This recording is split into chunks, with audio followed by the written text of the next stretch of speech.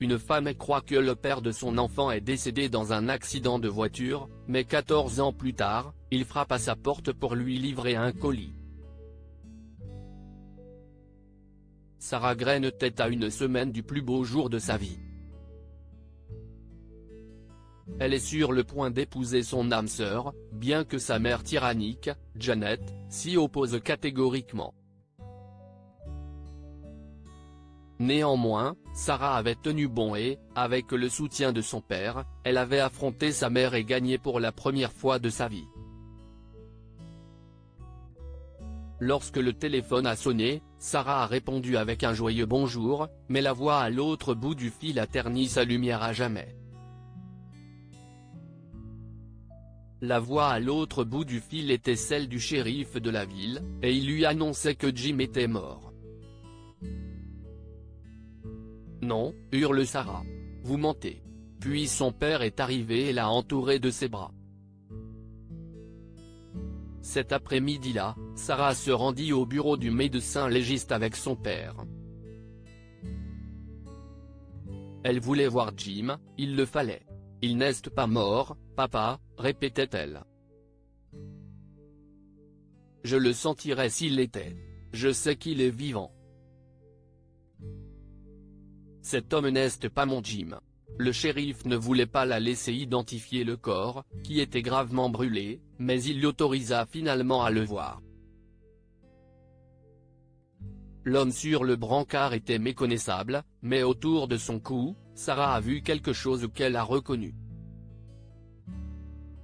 Si est à ce moment-là que ses genoux ont fléchi et qu'elle serait tombée par terre si son père ne l'avait pas retenue.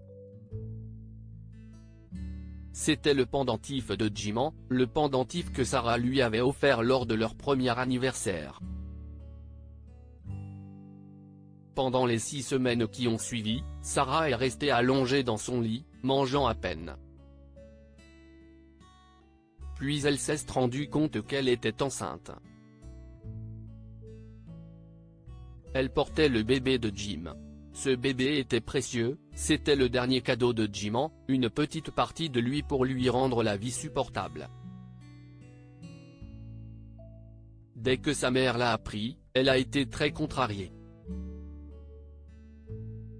Elle a d'abord essayé de faire pression sur Sarah pour qu'elle résolve le problème, mais Sarah lui a répondu « Mon bébé n'est pas un problème à résoudre ». Ensuite, elle a essayé de faire pression sur Sarah pour qu'elle épouse le fils d'une de ses amies les plus proches, un jeune homme qui avait toujours été amoureux de Sarah. C'était le genre de jeune homme qu'il fallait, contrairement à Jim, a dit sa mère. Jamais, dit Sarah d'un ton ferme. Jim est mon mari, je n'épouserai jamais personne d'autre. Elle est restée sur sa position et a dit à sa mère que si elle n'arrêtait pas de la pousser, elle déménagerait et irait accoucher dans un endroit très éloigné. Madame Grant s'est écriée, « Tu ne peux pas m'enlever mon petit enfant. » « Je peux, » dit Sarah froidement. « Je n'ai pas besoin de ton argent, maman, je peux travailler pour gagner ma vie. Pourquoi es-tu si têtue ?» proteste Madame Grant. Si tu n'avais pas insisté pour épouser ce loser sans un sou. Jim n'était pas un loser, dit Sarah avec colère. Si est le père de mon enfant et tu ne parleras plus jamais de lui de cette façon. Voir sa fille enceinte si bouleversée a fait prendre le recul à Madame Grant.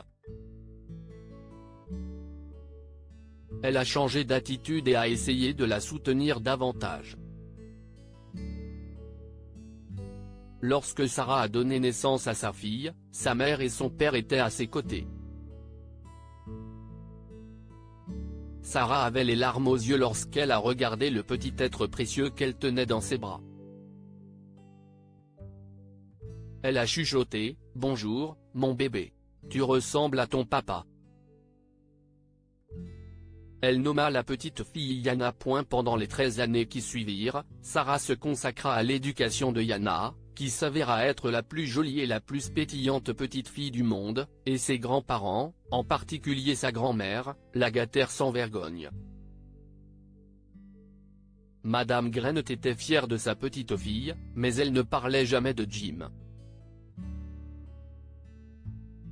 En fait, lorsque Sarah parlait de son père à Yana, Madame Grain se levait et sortait rapidement, l'air très mal à l'aise. Sarah était attristée. Après toutes ces années, sa mère ne pouvait toujours pas accepter son amour pour Jim, même s'il était mort. Mais Sarah était déterminée à ce que Yana sache tout sur son père. Jim était vivant dans son cœur, et elle voulait qu'il le soit aussi pour Yana. Sarah ne s'est jamais vraiment remise de Jim. Bien que sa famille et ses amis l'aient encouragée à sortir et qu'elle ait rencontré quelques hommes sympathiques, personne ne pouvait se comparer à Jim. Le temps ne semble pas guérir sa blessure, et elle n'arrive pas à se défaire de la conviction que Jim n'est pas mort. « Il est vivant dans mon cœur », dit-elle à sa fille. Si est pourquoi je ne pourrais jamais épouser quelqu'un d'autre. Un jour, la sonnette de la porte d'entrée retentit et Sarah se dit qu'elle était vraiment en train de devenir folle, car il y avait un homme à la porte avec un paquet dans les mains, et c'était Jim. Elle est restée là, bouche bée, et l'homme a dit « Sarah ?» Sarah s'est accrochée à la porte pour ne pas tomber. Si est impossible. Je ne vais pas bien. Jim. Tu étais parti. Mais l'homme s'avançait, laissait tomber le paquet et lui prenait les mains. Si est moi, Sarah, et non, je ne suis pas mort. Mais comment ? Demande Sarah. J'ai vu le pendentif. J'ai été battu, 3 types m'ont ramassé et m'ont tabassé. Ils ont pris mon pendentif, explique Jim. Puis ils m'ont fait passer un message, je restais loin de vous ou j'étais mort. J'ai failli mourir.